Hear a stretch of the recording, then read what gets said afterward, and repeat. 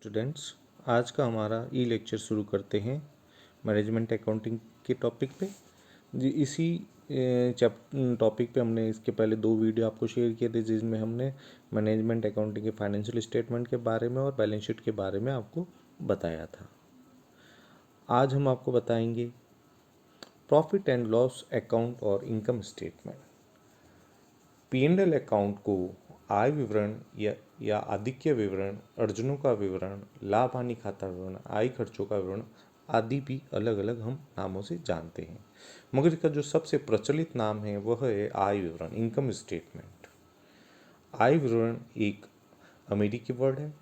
अमेरिकी इंस्टीट्यूट में लाभ हानि का हिसाब एक स्टेटमेंट के रूप में तैयार किया जाता है। वहाँ से इसे आय विवरण के नाम से जाना जाता है, जबकि भारत में इसे हम लाभ हानि के हिसाब को एक खाते के रूप में तैयार करते हैं। अतः हम यहाँ पर इसे P&L अकाउंट या लाभ हानि खाते नाम से जानते हैं। P&L अकाउंट एक निश्चित अवधि के व्यवहारों का परिणाम दर्शाता है। यह एक प्रलेख है क्योंकि यह एक निश्चित अवधि की सभी घटनाओं का प्रदर्शन करता है। अनेक विद्वानों ने अपने हिसाब से इसके बारे में समझाया है और परिभाषाएं दी हैं। फिर भी हम कह सकते हैं कि लाभ हानि खाता P&L अकाउंट एक निश्चित अवधि की क्रियाओं या व्यवहारों का एक ब्रीफ होता है, जिसमें उस अवधि से संबंधित रेवेन्यू, एक्सपेंडिचर, नेट इनकम को अकाउंटिंग के जो प्रिंसिपल है उसके आधार पर व्यवस्थित तरीके से प्रदर्शित किया जाता है। इस अकाउंट के डेबिट पक्ष की ओर व्यापार के सभी व्ययों तथा हानियों को दर्शाया जाता है तथा जमा पक्ष की ओर सभी आयों और लाभों को दर्शाया जाता है। दोनों ही पक्षों का अंतर या तो लाभ होगा या हानि होगी। लाभ हानि खाता या आय विवरण, functions of profit and loss account and income statement. एक P&L अकाउंट के क्या कार्य होते हैं? यह विवरण एक संस्था के लिए मुख्य रूप से जो कार्य करते हैं वो मैं आपको बता देता हूँ। सबसे पहला होता है कि यह एक निश्चित समय अवधि की संस्था की आय का सारांश प्रस्तुत करता है कि वो एक निश्चित अवधि में उस संस्था की कितनी आय हुई है। यह आय अवधि 1 माह की भी हो सकती है, 3 माह की भी हो सकती है, 6 माह की भी हो सकती है और 1 वर्ष तक भी हो सकती है। यह अकाउंट संस्था के लेखांकन के आधारभूत सिद्धांतों के अनुसार ही शुद्ध आय का कैलकुलेशन करता है।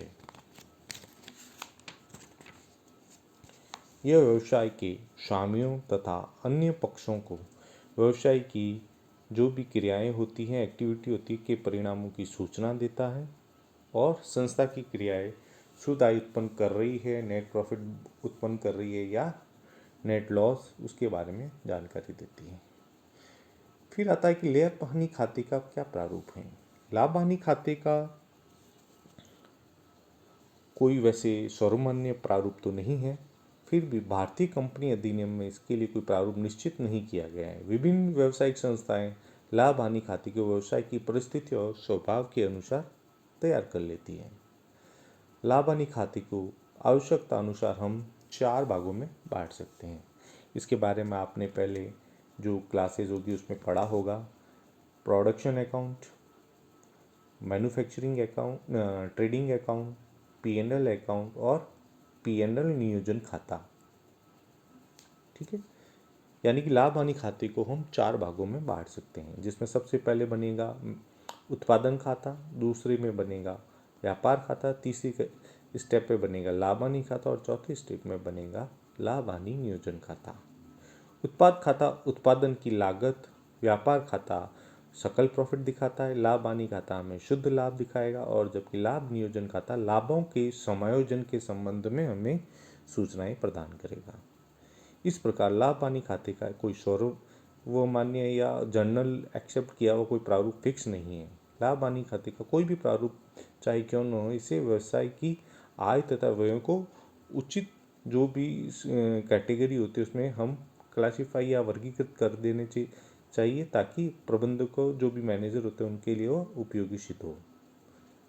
साथ ही क्रियाकलापों का परिणाम स्पष्ट रूप से प्रदर्शित हो सके। लाभ हानि खाते में जो भी आइटम है वो मैं आपको बता देता हूँ कि कौन कौन से मदों पर प्रकाश डाला जाता है। इसमें बेचे गए माल की लागत, व्यवसाय संचालन में आय के क्या स्रोत रहे हैं, व्यवसाय संचालन में कौन कौन से व्यय हो रहे हैं, आय कर कितना है, किए गए विभिन्न प्रावधान कौन कौन से, और शुद्ध लाभ हानि दिखाई जाती है। लाभ हानि खाता का प्रारूप तैयार किया जाता है जिसके बाईं ओर खर्चों को तथा दाईं ओर आय को लिखा जाता है। जनरली जो हम P&L अकाउंट देखते हैं वो आप देखिए ये होता है, जिसमें हम देखेंगे कि P&L account for the year ended, इसमें opening stock, sales, material, labour, direct, यह पार्ट हमारा कहलाएगा ट्रेडिंग अकाउंट। इसमें जो भी कैलकुलेशन करके हमें मिलेगा वो होगा ग्रॉस प्रॉफिट। फिर ग्रॉस प्रॉफिट को हम आगे कैरी फॉरवर्ड करके ले जाएंगे, उसमें से हम administration expenses, selling and distribution expenses, non trading charges वगैरह घटा के और नॉन ऑपरेटिंग इनकम जो भी हमें प्राप्त हुई है वो ऐड करेंगे तो हमारे को नेट प्रॉफिट प्राप्त होगा। फिर इसको आगे हम कैरी फॉरवर्ड करके ले जाएंगे, उसमें से provision for tax, dividend, transfer to reserve less करके जो भी नेट प्रॉफिट और आएगा करंट ईयर का वो जोड़ के जो भी बचेगा वह कैरी फॉरवर्ड किया जाएगा। फिर है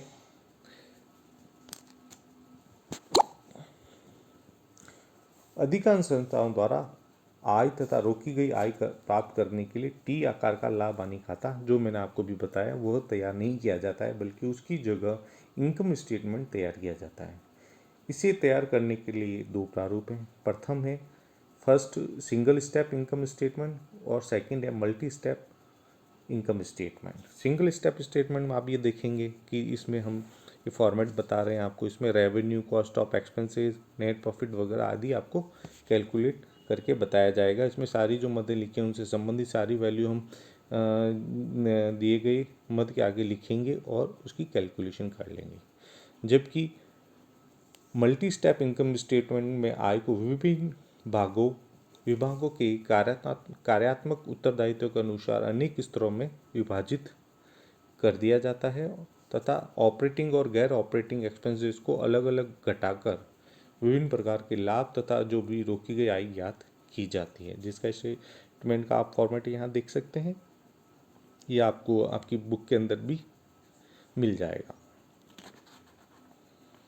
फिर नेक्स्ट आता है जो भी कंपनियां मैन्युफैक्चरिंग फर्म हैं के लिए विक्रय लागत ज्ञात करने के लिए एक विस्तृत लागत विवरण तैयार किया जाता है। इसे हम कॉस्ट स्टेटमेंट कहेंगे। इसका फॉर्मेट भी आप देख लीजिए, इसमें आपको दिया गया है opening stock of raw material, इसमें हम परचेज को ऐड करेंगे और जो भी परचेज करने के लिए खर्चे गए उनको ऐड करेंगे। फिर उसमें से हम closing stock of raw material less करेंगे तो हमें मटेरियल कंज्यूम मिलेगा। इस मटेरियल कंज्यूम में हम direct labour, opening stock of work in progress add करेंगे और इसका क्लोजिंग स्टॉक लेस करेंगे तो हमें प्राइम कॉस्ट मिलेगी। प्राइम कॉस्ट में मैन्युफैक्चरिंग एक्सपेंसेस ऐड करेंगे तो कॉस्ट ऑफ प्रोडक्शन में ओपनिंग स्टॉक, फिनिश गुड और क्लोजिंग स्टॉक लेस करेंगे तो हमें कॉस्ट ऑफ गुड सोल्ड की वैल्यू पता चल जाएगी। तो यह था हमारा आज का ई लेक्चर। धन्यवाद।